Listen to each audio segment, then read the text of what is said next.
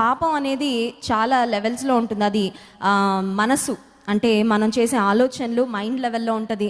ఆ తర్వాత మనం చేసే సంభాషణలు అయి ఉండొచ్చు, మనం వెళ్ళే ప్రదేశాలు అయి ఉండొచ్చు, మనం చేసే కార్యాలు అయి ఉండొచ్చు, are the people we hang out with, ఎటువంటి మనుషులతో మనం సంబంధ బాంధవ్యాలు కలిగి మనము సహవాసం చేస్తూ ఉంటాం, స్నేహం చేస్తూ ఉంటాము. సో అనేక విషయాలలో పాపానికి మనం బానిసలము అయ్యే అవకాశం ఉండొచ్చు. అపవాది కూడా మనల్ని శోధించవచ్చు. ఇంకోటి ఏంటంటే, అపవాది చాలాసార్లు ఒకే రకంగా రాడు మన దగ్గరికి. ఒక్కొక్కసారి ఒక్కొక్క డిఫరెంట్ ప్లానింగ్తో వస్తాడు.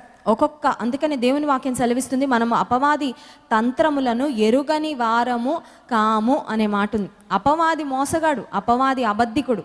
ఎప్పటి నుంచి మోసం చేస్తున్నాడంటే, ఏదేను తోటలో ఆది దంపతులైన ఆదాము హవ్వ నుండి మోసగిస్తూనే ఉన్నాడు.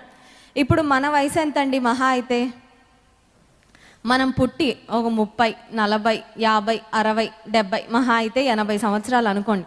కానీ అపవాది భూమి మీద ఉండి ఎంతకాలం అవుతుంది? కొన్ని వేల సంవత్సరాలు. ఎంతమందిని మోసగిస్తూనే వస్తున్నాడు. సో అపవాది మోసగాడు, వంచకుడు, క్రీస్తు విరోధి. మనల్ని పాపంలోకి దించాలని వాడు ఎప్పుడూ ప్రయత్నం చేస్తూనే ఉంటాడు. అయితే దేవుని వాక్యం సెలవిస్తుంది, మనము అపవాది యొక్క శోధనలో పడకుండా ఉండాలంటే మెలకువ కలిగి ప్రార్థన. We have to be alert. మెలకువ అంటే అర్థం ఏంటంటే ఒక సంసిద్ధత, ఒక జాగరూకత. చాలాసార్లు యాక్సిడెంట్స్ ఎప్పుడు జరుగుతాయి అంటే జాగ్రత్త లేనప్పుడు జరుగుతాయి. I hope you agree with my statement.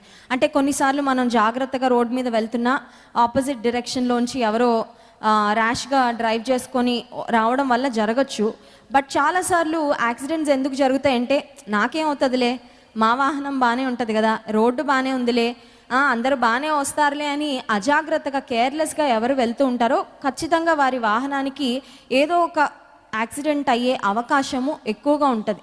So విశ్వాస జీవితంలో కూడా నాకేంట్లే, నేను నిలబడతానులే, నేను ఏ పాపంలో పడనులే, నాకు ఏ శోధన రాదులే, నేను ఆత్మీయంగా చాలా బలవంతుడినిలే, అపవాదికి నేను ఎందుకు టార్గెట్ అవుతానులే, ఇంకా బోల్డ్ మంది ఉన్నారు ప్రపంచంలో అనుకుంటూ ఏ విశ్వాసులైతే తమ జీవితాల్లో అజాగ్రత్త కలిగి ఉంటారో వారిని చాలాసార్లు అపవాది టార్గెట్ చేస్తూ ఉంటాడు. సో మనం తీసుకోవాల్సిన తీర్మానం ఏంటంటే, నేను పాపమునకు ఒక దాసునిగా లేక దాసురాలిగా ఉండకుండా క్రీస్తు దాసునిగా, నీతికి దాసులంగా, యేసయ్యను వెంబడించే వారంగా, ఆయన ఆజ్ఞలు, ఆయన ఏం చెప్తే అదే చేస్తాను నేను.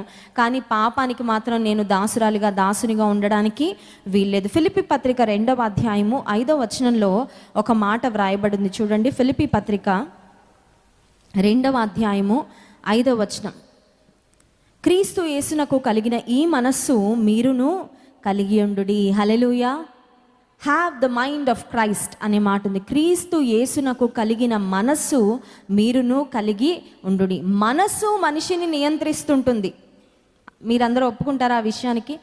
మనస్సు మనలను నియంత్రిస్తుంటుంది. అయితే దేవుని వాక్యం సెలవిస్తుంది, క్రీస్తు యేసుకు కలిగిన మనస్సు నీవు నేను కూడా కలిగి ఉండాలి. ప్రభు వంటి మనస్సు, ఆయనలా మనం ఆలోచించగలిగితే, ఆయనలాగా మనము తలంచగలిగితే, ఆయనలాగా మనం జీవితం కొరకు ప్రణాళికలు వేసుకోగలిగితే, ప్రభు వంటి మనస్సు మనం కలిగి ఉన్నప్పుడు ప్రభు మెచ్చే జీవితాన్ని ఖచ్చితంగా జీవించగలం.